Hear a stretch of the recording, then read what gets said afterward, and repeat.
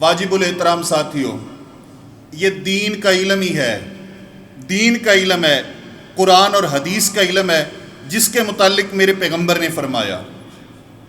آپ نے فرمایا جب انسان فوت ہو جاتا ہے، اذا مات الانسان انقطع عنہ عملہ، اس کے نیک اعمال کا سلسلہ بند ہو جاتا ہے، ختم ہو جاتا ہے، رک جاتا ہے. جو اس نے اپنی زندگی میں کیے ان کا اجر و ثواب اللہ تعالیٰ ضرور عطا کرے گا، آگے سلسلہ بند. لیکن 3 چیزیں ہیں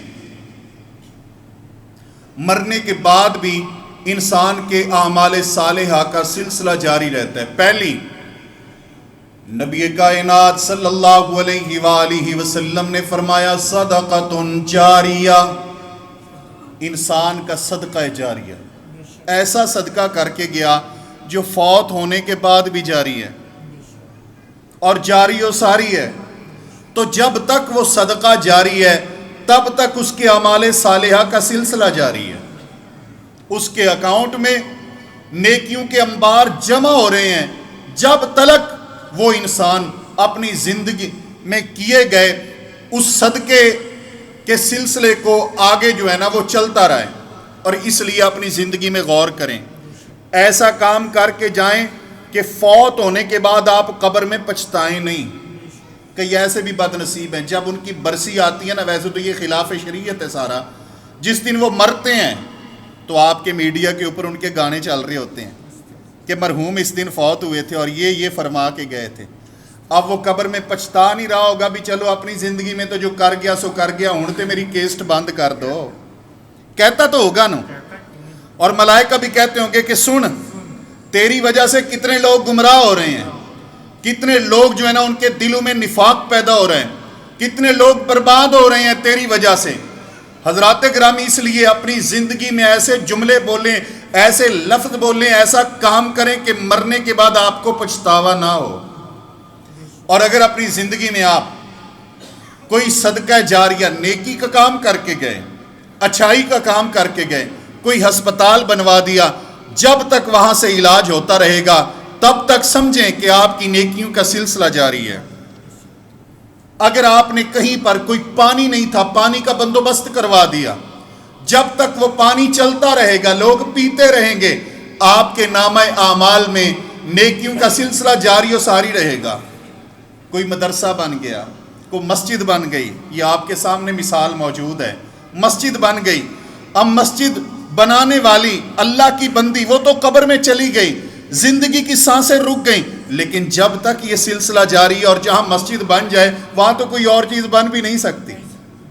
ہسپتال گرایا جا سکتا ہے، کیا خیال ہے، سکول گرایا جا سکتا ہے، وہاں کوئی اور چیز بن سکتی ہے، لیکن جہاں مسجد کی اینٹ لگ جائے وہاں تو کچھ اور بن بھی نہیں سکتا. اور ہمارا ایمان ہے کہ قیامت کی دیواروں تک جس نے مسجد کی کوئی اینٹ لگا دی، قیامت تک اس کے نامہ اعمال میں جتنے بھی لوگ اذکار کریں گے، عبادت کریں گے، قرآن پڑھیں گے، تلاوت کریں گے، سجدے کریں گے، وہ سب کے سب ان کے نامہ اعمال میں اس لیے جمع ہو جاتے ہیں کہ یہ آغاز کرنے والے وہ لوگ ہیں. واجب الاحترام ساتھیوں، صدقۃ جاریہ، جاری صدقہ، یعنی جو آپ کے فوت ہونے کے بعد بھی جاری و ساری ہے. انسان فوت ہو جاتا ہے لیکن ثواب کا سلسلہ اس کے جانے کے بعد بھی جاری رہتا ہے. دوسرا، میرے پیارے پیغمبر صلی اللہ علیہ وسلم نے فرمایا ولد صالح یدعو لہ، نیک بچہ جو اس کے لیے دعا کرے. اب یہ کوشش اور تگ و دو ہماری ہونی چاہیے کہ ہمارا بچہ نیک ہے، نیکی کی راہ پہ لگانے میں ہم کامیاب ہو گئے ہیں یا نہیں. تو کوشش بھی کریں، دعا بھی کریں، تربیت بھی کریں، ماحول بھی دیں. انشاءاللہ تعالی اولاد نیکی کی راہ پہ آئے گی، اور پھر یہ اولاد آپ کے مرنے کے بعد جب بھی آپ کے لیے ہاتھ اٹھائے گی اور کہے گی رب ارحمہما کما ربیانی صغیرا، آپ فوت شدہ ہوں گے لیکن رب آپ کے درجات بلند کرتا رہے گا، اللہ درجات کو بڑھائے گا. اس لیے میرے محترم ساتھیوں، اپنی اولاد پر فکر کرنا ہے، غور کرنا ہے. ہم جو ہے نا الٹے چکروں میں پڑ گئے ہیں. ہم یہ سمجھتے ہیں کہ شاید میرا بیٹا دفتر میں بیٹھ کے رشوت لیتا رہے اور مولوی صاحب کو کہنا کہ ہمیں 3 قرآن دے دو، وہ دے دو، میری قبر روشن ہو گئی. کیا خیال ہے؟ یہی یعنی انداز بنایا اور سمجھا ہے ہم نے یہ سمجھا ہے کہ میری اولاد چاہے وہ ڈکیتیاں کرے، لوگوں کا نجائز مال کھائے، ناحق لوگوں کا مال کھائے، لیکن اگر میرا تیجا ہو گیا تو بس میری قبر روشن ہی روشن ہے. اگر جمعرات ہوتی رہی تو قبر روشن ہی روشن ہے. اگر میری برسی ہو گئی یا 40واں ہو گیا، نہیں، یاد رکھیں یہ تمام وہ چیزیں ہیں جو میں نے اور آپ نے خود بنائی ہیں، ان کا شریعت میں کوئی تعلق نہیں ہے.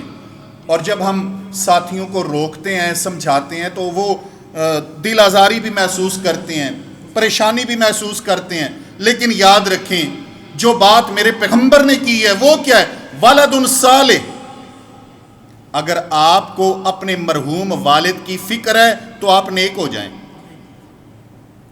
آپ مولوی صاحب پہ خرچ کرنے کی بجائے، انویسٹ کرنے کی بجائے کہ مدرسے کے بچے آئیں اور سپارے پڑھ جائیں، یاد رکھیں وہ سپارے پڑھنے سے جو مدرسے کے بچے ہیں نا، ان کے والدین کو ضرور ثواب ہوگا اگر وہ صحیح قرآن پڑھیں گے. تو وہ بھی جو پڑھتے ہیں سناوا، وہ صرف انگلیاں پھیرتے ہیں.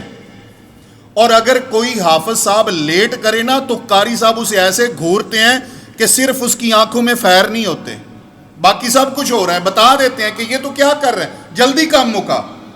اس لیے یہ ساری یہ دنیا کی بنائی ہوئی چالیں اور تدبیریں اور ڈھکوسلے ہیں. میرے پیغمبر نے کیا فرمایا؟ ولد صالح، نیک بچہ. اور نیک اولاد جو بھی کام نیکی کا کرے گی، والد کو اس لیے، والدہ کو اس لیے اجر و ثواب ملے گا کہ اس نیکی کی راہ پہ گامزن کرنے والے ماں اور باپ تھے. اور تیسرے نمبر پر نبی کائنات صلی اللہ علیہ وسلم نے فرمایا، اس بات پہ غور کرنا، علم ینتفع بہ، ایسا علم جس علم کے ذریعے انسان کے مرنے کے بعد بھی فائدہ اٹھایا جا رہا ہے. یعنی علم چاہے وہ تقریر کی صورت میں ہے، چاہے وہ تحریر کی صورت میں ہے، چاہے وہ شاگردوں کی صورت میں ہے، چاہے علم پھیلانے اور لوگوں کو سکھانے کی صورتوں میں ہے. یہاں پر کئی ساتھی ملتے ہیں، کہتے ہیں جی یہ مسئلہ اس طریقے سے نہیں، میں نے کہا ایسے ہی ہے. کہتے ہیں ہاں میں نے مولانا حکیم محی الدین سلفی رحمہ اللہ سے سنا تھا. اب جب تک ان کا سنا ہوا مسئلہ آگے لوگوں تک جاتا رہے گا، پھیلتا رہے گا، یہ ان کا صدقہ جاری ہے. اسی طرح اور بہت سے لوگ جو نیکی کی کوئی بات سکھا کے گئے، وہ جب تک وہ بات پھیلتی رہے گی تب تک وہ صدقہ جاری ہے. اس لیے میرے محترم ساتھیوں، علم ینتفع بہ، دین کا علم وہ علم ہے کہ آپ کے فوت ہونے کے بعد بھی جس کا ثواب جاری رہتا ہے. وکالت کی ڈگریاں، ان کی کوئی گارنٹی نہیں ہے. اس کے علاوہ باقی جتنے فنون ہیں کوئی گارنٹی نہیں. لیکن اگر آپ کا بچہ دین پہ لگ گیا تو اس کی گارنٹی ہے، وہ گارنٹی ہے انشاءاللہ. اور یہ بھی یاد رکھیں، یہ بھی میں عرض کروں، دین سکھائیں، مدارس میں بھیج کے سکھائیں. یہ جو ہمارا وہ گھر میں دین سکھانے کا ایک سلسلہ ہوتا ہے نا، وہ ایک سمجھ لیں کہ دل کی تسلی ہے، کامیابی نہیں ہے. کامیابی کے لیے ضروری ہے کہ استاد کے سامنے بیٹھے، مدرسے میں جا کے ٹائم دے، وقت دے، اور اسی فیلڈ کا وہ خاص ہو کر رہ جائے، اور کہیں کہ بس میں نے اس کو عالم بنانا ہے، قاری بنانا ہے، حافظ بنانا ہے، اور کچھ نہیں بنانا. آپ کہیں گے یہ کیسی بات کریں کہ اور کچھ نہیں بنانا؟ اگر اور کچھ بنائیں گے تو وہ پھر اور کچھ ہی ہوگا. یہ صرف ہمارا مولوی سے ڈیمانڈ ہوتی ہے کہ وہ حافظ بھی ہو، وہ تاجر بھی ہو. کیا خیال ہے؟ وہ عالم بھی ہو اور اس کے ساتھ ساتھ وہ بہترین کاروبار بھی کرتا ہو. لیکن ڈاکٹر سے آپ کا یہ مطالبہ ہوتا ہے بھی ڈاکٹر بھی ہو، کاروباری بھی ہو، ہے؟ تو پھر مولوی کو لو یہ ڈیمانڈ کیوں؟ کیونکہ ڈاکٹر اگر کاروبار کرے گا تو مریضوں پہ توجہ نہیں دے گا. ایسے ہی اگر آپ کو ایسا عالم دستیاب ہو جائے جو کاروبار کرے، وہ مقتدیوں پہ توجہ نہیں دے گا، وہ تو کاروبار پہ توجہ دے گا. کاروبار کے مخالف نہیں ہے، لیکن ایسا اگر کرے جو بغیر توجہ کے ہو جائے تو ٹھیک ہے. اور اگر توجہ ادھر ہے، مصروفیت ادھر ہے، پھر وہ اللہ کے گھر کو، مدرسے کو، علم کو وقت نہیں دے پائے گا. اس لیے وہ لوگ، میرے استاد محترم نے بڑی اچھی بات کی تھی ایک بار، کہ وہ لوگ جو یہ کہتے ہیں کہ یہ جو دین میں بیٹھا ایک مدرس ہے، اس کو چاہیے کہ وہ کاروبار بھی کرے، یہ در حقیقت دین سے دور کرنے والی ایک بات ہے. کہ جب وہ کاروبار میں ہوگا تو ہر وقت دماغی پریشانی میں مبتلا ہوگا، سوچ و بچار میں مبتلا ہوگا۔ ہمارے ادارے میں ایک پالیسی ہے، ہمارے جو حفظ کے استاد محترم ہیں، تو ہمارے ادارے کی انتظامیہ نے یہ فیصلہ کیا کہ ان کا پکا پکایا کھانا گھر پہنچے، تاکہ ان کو یہ پریشانی بھی نہ ہو کہ میں نے سبزی خریدنی ہے، اور وہ صبح سے لے کر شام تک صرف قرآن حفظ کروائیں، بس ان کو یہ ٹینشن نہ ہو کہ میں نے سبزی خریدنی ہے، میرا آٹا جو ہے نا وہ پتہ نہیں پورا ہے یا تھوڑا ہے، کیونکہ اگر ادھر توجہ ہو گئی تو ممکن ہے کہ وہ توجہ نہ دے سکیں۔ الحمدللہ وہی قاری صاحب، قاری عبدالرؤف صاحب حافظہ اللہ تبارک و تعالی، اس وقت پورے پنجاب میں ان کا نام ہے شعبہ تحفیظ میں، اور سینکڑوں شاگرد ہیں جو ان سے علم حاصل کرنے کے بعد آگے مختلف علاقوں کے اندر اپنی اپنی حفظ کی کلاسیں چلا رہے ہیں، اور اس کی وجہ یہ کہ انہیں اور کوئی فکر نہیں ہے اور کوئی پریشانی نہیں۔ تو محترم ساتھیو، علم ينتفع به یہ ایک دوغلی پالیسی ہے کہ وکیل کو ہم کہتے ہیں بس وکیل ہے تو ٹھیک ہے، ڈاکٹر صرف ڈاکٹر ہے تو ٹھیک ہے، ٹیچر صرف ٹیچر ہے تو ٹھیک ہے، ماسٹر صرف ماسٹر ہے تو ٹھیک ہے، پروفیسر صرف پروفیسر ہے تو ٹھیک ہے، لیکن جو آپ کو دین کی تعلیم دے رہے ہیں ہم کہتے ہیں اس کو ڈاکٹر بھی ہونا چاہیے، پروفیسر بھی ہونا چاہیے، علامہ بھی ہونا چاہیے، مولوی بھی ہونا چاہیے، کاروباری بھی ہونا چاہیے، دکاندار بھی ہونا چاہیے۔